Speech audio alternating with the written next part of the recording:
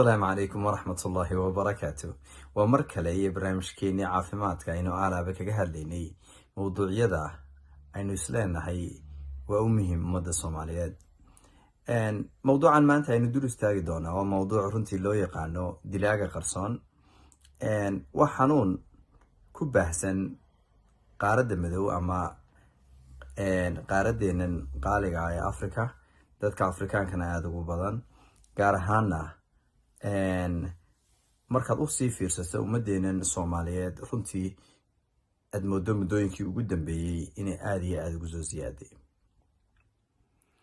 waxanuunka qofku uu ka caban karo cabashooyin aad u fara badan oo aan isku xidhnayn ilaa la ogaado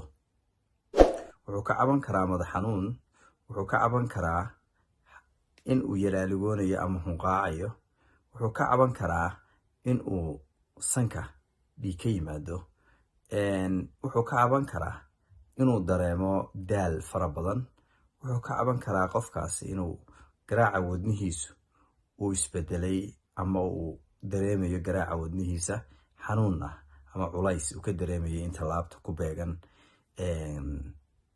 wadnaha waxa kaloo laga yaabaa inuu qofkaasi kaba cabanayo in uu sidii wax intuu wareero u dhacayo oo kale haddaba xanuunada aadka u kala fog ee isku xidhan ayaa haddana waxa calaamadahaas oo dhan wadaaga hal xanuun oo imika caanka ah dunida geyigeena Soomaaliyeedna xanuunada aadka ugu soo badanaya xanuunkan waxaanu ka dhareegsantihiin oo loo yaqaano xanuunka dhiigkarka xanuunka dhiigkarku waxa loogu bixiyay dilaaga qarsoon macnaheedu waxa weeye qofkan oo waxyaalo ka cabanaya madax xanuun laabto xanuunaysa mararka qaar bleedingka ama dhiiga ka imanaya sanka iyo waxyaalaha aan soo sheegnay oo dhan oo markaa laga yaabaaba inuuna marnaba soo dhiganin meesha inuu hayo dhiigkar haddii aan si fiican loo diagnose karayn waxa suuragal ah qofkaasi inuu maalin qura oo ama qofka ku dhacay stress ama ay ku dhaceen xanuuno soo booda ah sida naxdinta oo kale ama uu xanaaqo oo kale inay qofka uu si fudud kooma u galo oo uu dhinto ama dhiig maskaxda kaga furmo haddaba daawadaysa taasi kugu dhicin ilaahay nooma keene xanuunkan waxa loo kala saaraa ilaa 4 qaybood oo waaweyn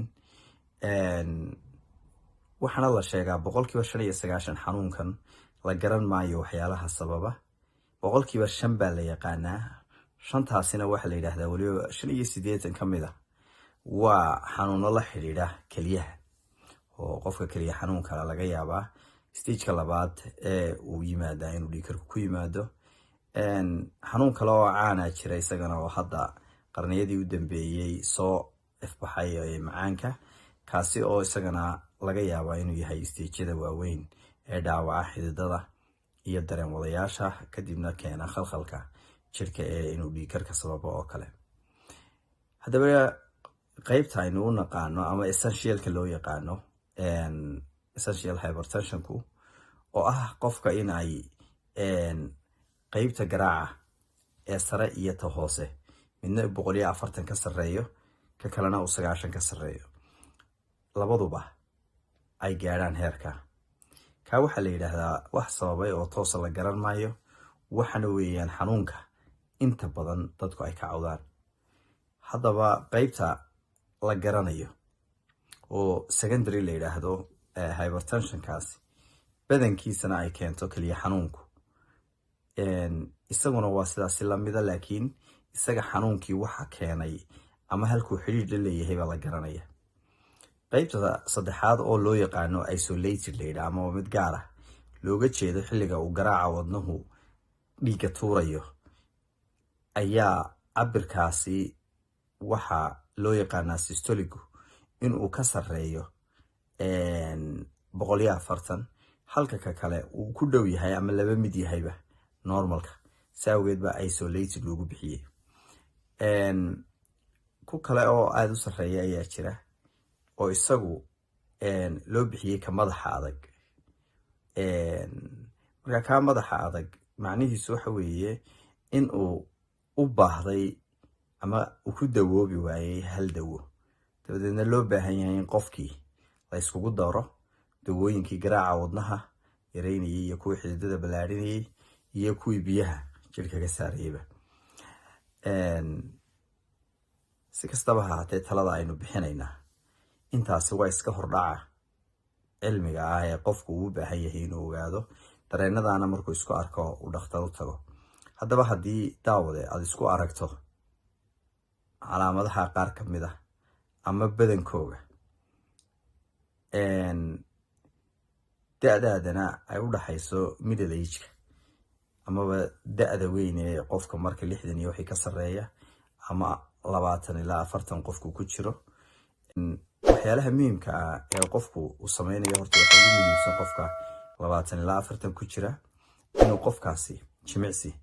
fara badan la yimaado, orod badan la yimaado, cuntadiisana uu isku dayo in uu controlo milixda aad iskaga controlo, inuu la yimaado kolba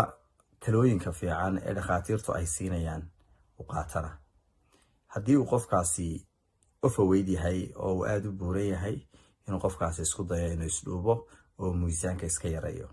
insha allah. waxyaalaha caawin doonaa ayay ka mid tahay. waxaa kale oo muhiim ah dawada lasoo siiyo sida lagu yiri u qaado. qodobkaasi waa muhiim, waxaan laga yaabaa inta badan inaan mawduucyada kale kaga hadlo idhaahdo dawada sida lagu yiri u qaado, hana ku dayanin qof kale oo xanuunkan ama wax u eeg uu hayo ama xanuunkanba uu hayo oo isaga dawooyin ka duwan la soo siiyey ama dhakhtarkii adiga kula kulmay ka duwani la kulmay. waxaad yar moodaa inaga dhexdeena Soomaalidu waxa inaan inagu istaweyno oo waliba dawooyin qaldan isa siino, kanuu hebel ku dawoobay iyo kanay heblaay ku dawooday ay tahay waxyaalaha dhibta inoo keena, isagoo qofkaasi laga yaabaa uu kaba ka genetic duwan yahay, uu ka xanuun duwan yahay, da ahaan iyo duruuf ahaanba la kala duwan yahay. marka waxaan rajaynayaa in talooyinka ugu muhiimsan ay kuwaa yihiin qofkaasi biyo badan u cabo, waxyaalaha subagu aadka ugu badan yahay iskaga fogaado marka hadduu da-da ku jiro 60 iyo wixii ka weyn, inuu kalluunka iyo waxyaalaha u badsado, in uu iska yareeyo hadduu sigaar cabi jiray iyo waxyaalaha. talada intaasaynu kusoo koobaynaa maanta. wixii aad isleedihiin talooyin ayaa uga baahan tihiin ama wax gaare hadduu jiro oo qof gaari u wado, ama commentiga ha noogu reebo ama meelaha kale ee uu nagala soo xiriiri karo nagala soo xiriiro sida Facebook iyo Instagram-ka. waanad mahadsantihiin dhammaantiin. waxaynu isku ognahay is arag dambe oo xiiso leh. asalaamu calaykum waraxmatullaahi wabarakaatuh.